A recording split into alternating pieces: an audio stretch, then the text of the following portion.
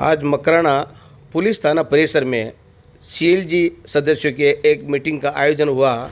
इस मीटिंग में मकराना थाना अधिकारी सुरेश कुमार ने बताया कि जिस तरह से साइबर ठगी हो रही है उस पर कैसे अंकुश लगाया जाए। यदि आपके साथ साइबर ठगी होती है तो किस तरह से किसको फ़ोन करें और किस पर मुकदमा दर्ज करवाएं।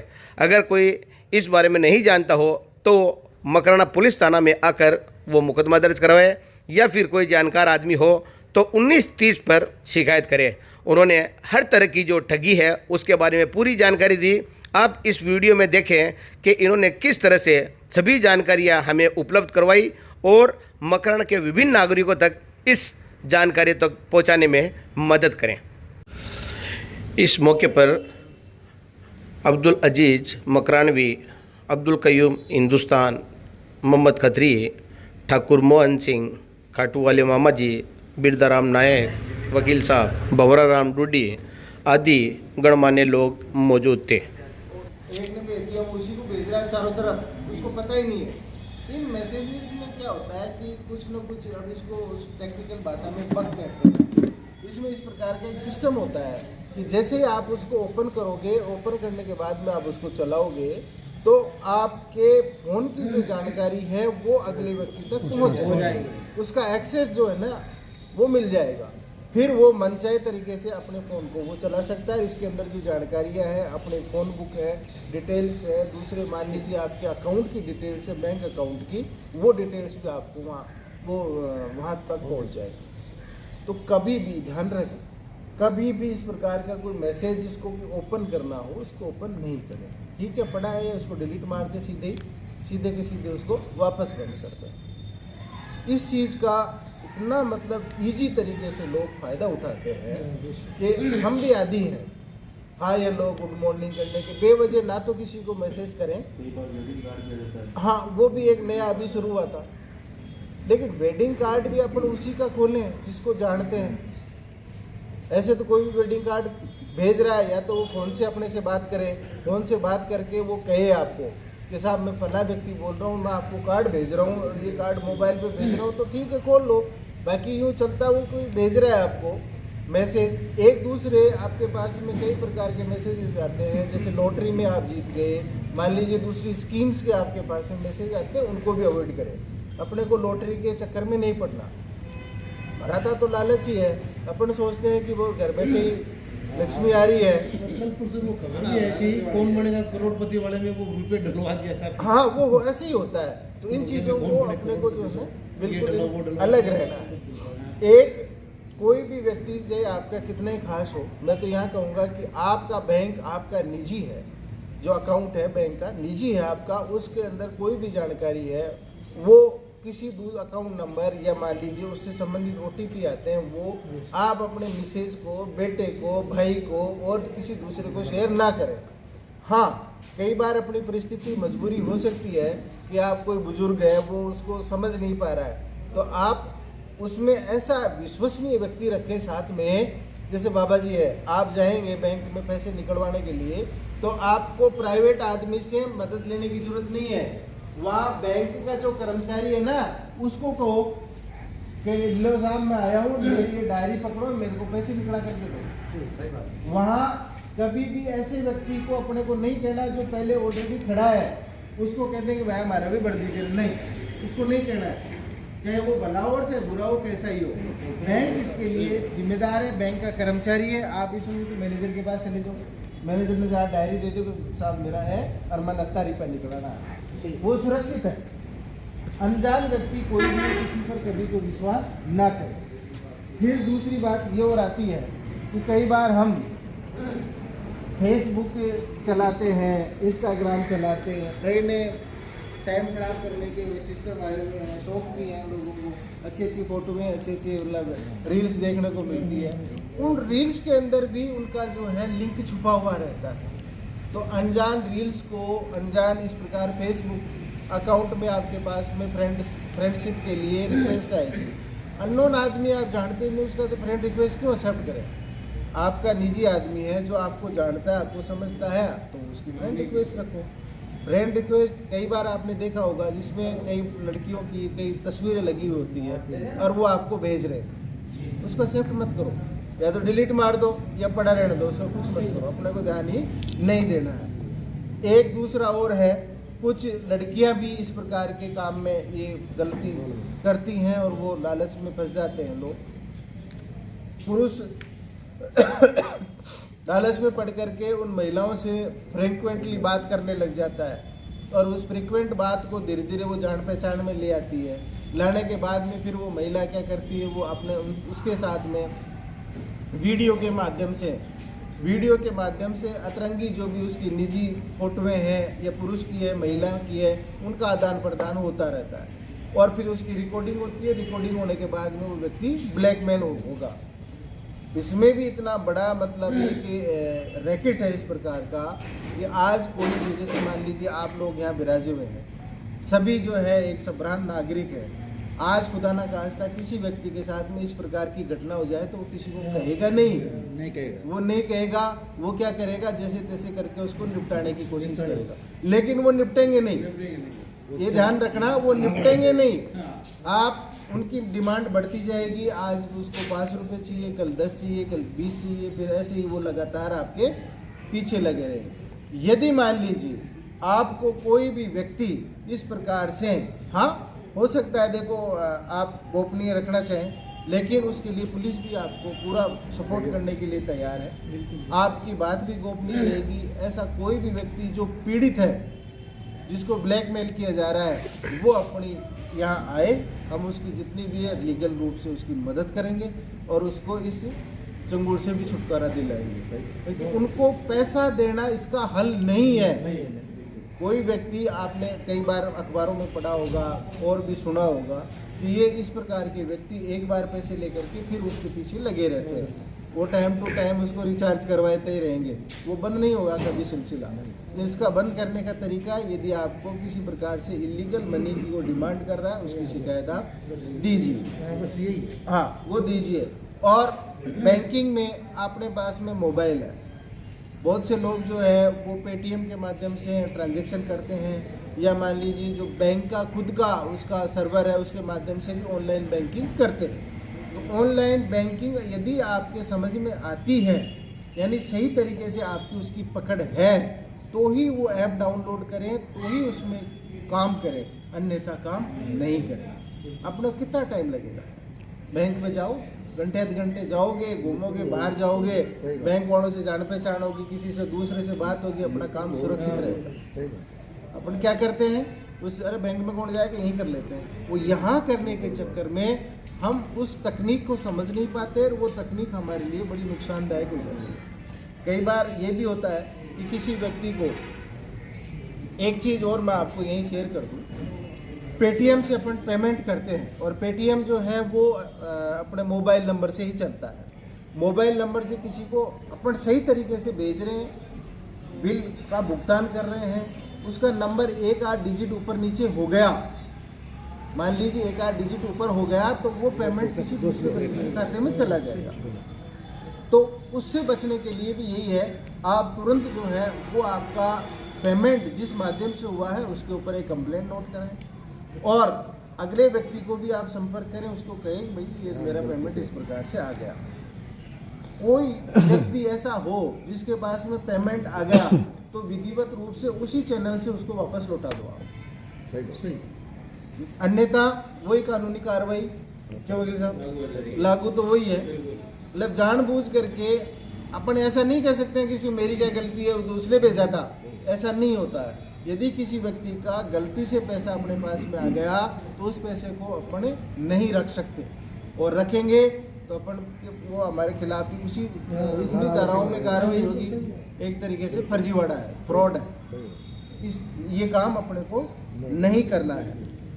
अब इम्पोर्टेंट बात ये आती है कि हम जब कहीं बाहर जाते हैं तो ये भी एक बड़ा एक अजीब सा प्रचलन है कि सार्वजनिक स्थानों पर वाईफाई का बड़ा फ्रिक्वेंटली यूज होता है। तो वाईफाई का यूज करते समय भी आप सतर्क रहें।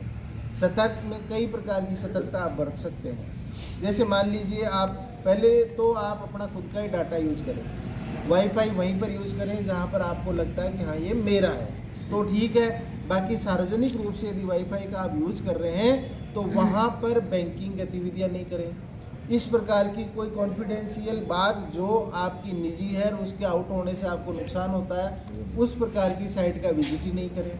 सामान्य चीज़ है, आप चला सकते हो, उसमें देख लिया कर लिया। एक बड़ा वो भी होता है लालच जिसको कहते हैं अपन, फ्री का वाईफाई मिल रहा है डाउनलोड कर लो फटाफट, ये भी डाल लो ये भी डाल लो ये भी डाल लो।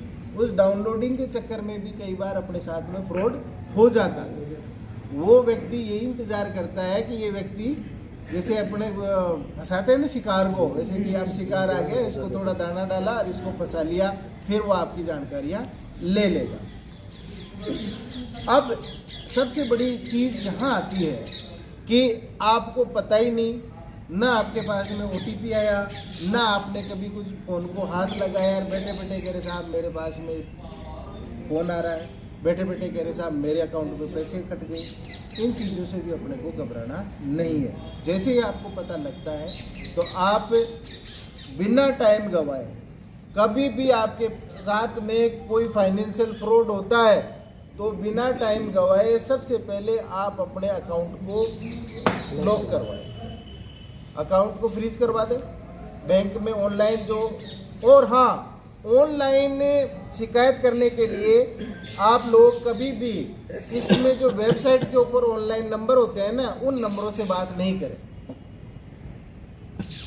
आज आप यदि यहाँ पर गूगल पर ढूंढोगे, मान लीजिए SBI बैंक का कॉन्टैक्ट या टोल फ्री नंबर ढूंढोगे तो इसमें भी उन लोगों ने बदमाशी कर रखी है। इसका भी जो जाएगा ना कॉल तो उन्हीं को लोगों के पास जाएगा, बैंक वाले के पास नहीं जाएगा। फिर आप क्या समझोगे कि ये तो बैंक का व्यक्ति है, तो आपसे पूछेगा सर आप बैंक अकाउंट बताएं, आगे बैंक वाले से बात हो रही है, अब अकाउंट नंबर बताएं, फिर क्या साहब आपका नाम बताएं, साहब आपके सर ये OTP भेज रहा हूँ ये बताएं। तो आप तो गए थे बचने के लिए और उधर से जो बचा वो साफ हो गया। सही है सर।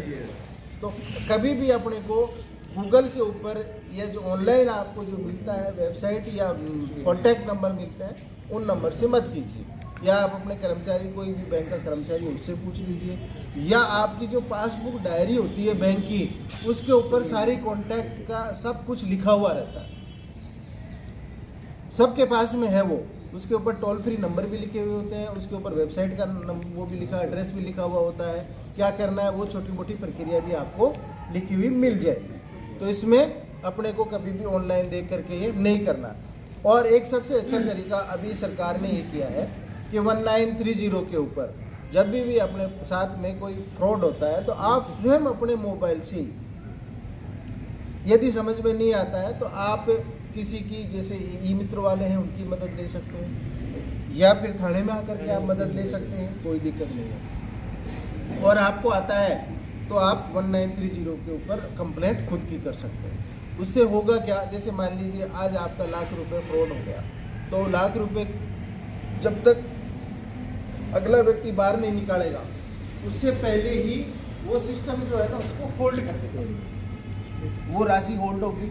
उस कंप्लेंट के आधार पर हम जांच रिपोर्ट बनाएंगे, जांच रिपोर्ट बनाने के बाद में वो आपके खाते में वापस रिफंड हो जाएगी।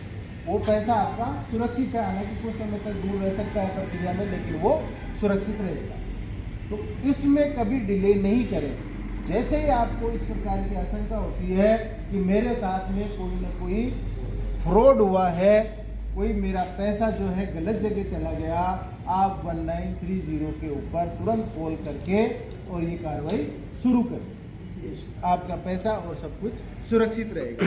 फिर भी आपको कोई भी दिक्कत है, कोई भी परेशानी है किसी भी प्रकार की, आप तुरंत जहाँ कहीं भी हो, जैसे मान लीजिए आज यहाँ आप आसपास हो, आप थाने पर आ जाइए, मोस्ट वेलकम। और कहीं है उसके लोकल थाने पर जाकर के जहाँ भी है आप सबसे सेफ सुरक्षित आपको पूरी हेल्प मिलेगी, कहीं पर कोई इधर उधर जाने की जरूरत नहीं है। फिर मैं कहूँगा कभी भी आप चाहे बैंकिंग के काम पे जाओ, चाहे कभी भी दूसरे प्रकार के दूसरे काम करें आप, तो एक अनजान व्यक्ति, राह चलते व्यक्ति से मदद लेने से बचें, नहीं लेनी।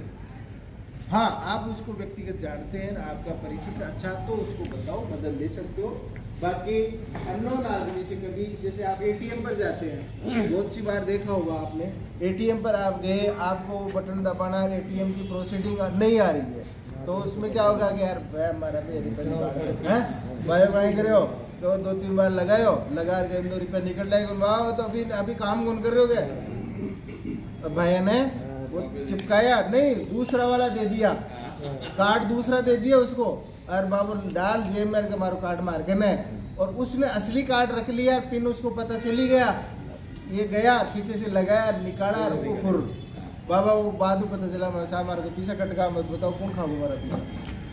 तो इस प्रकार से वो फायदा उठाते हैं वो लोग, चीटिंग है ये। वहाँ पर भी जैसे मान लीजिए आपके पास में एटीएम कार्ड है और आप एटीएम पर गए, तो वहाँ गार्ड बैठा रहता है ना, उस गार्ड को बोलो आपको नहीं आता है, तो अपने को नहीं आता है या कोई टेक्निकल समस्या आ रही है, काम वर्किंग उसमें पैसा विड्रॉल नहीं हो रहा है या सिस्टम काम नहीं कर रहा है, तो गार्ड बैठा है, गार्ड को बोलो गार्ड साहब ये लो भाई ये कराओ, वो गार्ड करवाएगा, ऑथेंटिक आदमी है वो, सुरक्षित है वो। बाकी राह चलते हुए अपनी लाइन में पीछे लगा हुआ है वो जल्दी, कई बार देखो उसका फायदा क्या उठाते हैं आप, जैसे मान लीजिए कई बार जो उम्र दराज व्यक्ति हैं, कम पढ़े लिखे हैं, और वो उस ज़माने के हैं जिस ज़माने में इस प्रकार की चीज़ें होती ही नहीं थी, हर आदमी राह चलते पर भरोसा कर लेता था, चलते हुए को पानी पिला देता था, भोजन करा देता था, हाल चाल पूछ लेता था, और मदद करने के लिए हमेशा तैयार रहता था, भाई जैसी हो मदद के लिए मैं तैयार हूँ। उस ज़माने का व्यक्ति आज आ जाता है, वो कोशिश कर रहा है, तो पीछे वो खड़ा है, अरे जल्दी करो भाई मुझे लेट हो रहा है, जल्दी करो आपसे नहीं होगा मैं कर देता हूँ। हाँ, विश्वास नहीं करना किसी का, बिल्कुल भी विश्वास नहीं करना। आपको यदि टाइम लग रहा है बिल्कुल आप अपना टाइम लीजिए, आपके कोई दिक्कत है तो उस दिक्कत में वापस करो। हाँ सर, ऑनलाइन ठगी होती है तो कितने नंबर पे फ़ोन करना है? 1930। हाँ ध्यान रखना ना, अभी सबसे पूछना 1930 के ऊपर अपने को ऑनलाइन या जो भी आर्थिक रूप से कोई फ्रॉड होता है तुरंत अपने को 1930 के ऊपर कॉल करना। अब इसमें आपको कोई चीज़ मान लो छूट रही हो, कुछ समझना हो, कुछ पूछना हो तो आप पूछ सकते हैं। तो आपका कोई प्रश्न है कोई? बाबा कुछ पूछना चाहते हो? पूरा डिटेल से समझा दिया आपने। अजी साहब, ऑनलाइन ठगी होती है तो कितने नंबर पे फ़ोन करना है? 1930। हाँ हिंदी में बताओ। 1930। हाँ सर बताओ सर। 1930 पे क्या कॉल करना है। क्या कहेंगे? यदि अगर ऑनलाइन ठगी होती है तो 1930 पर कॉल करना है। कॉल करना है। सभी लोग बोलेंगे 1930, क्योंकि लोगों की बहुत कम समझ में आता है, बार बार लोग पूछते हैं कि किस पे फ़ोन करें, किस पे फ़ोन करें, तो इस मैसेज से सबको पता चलेगा कि 1930 पर। उसके बाद हमारे नज़दीकी थाना परिसर में जी। रिपोर्ट करना है। ठीक ठीक।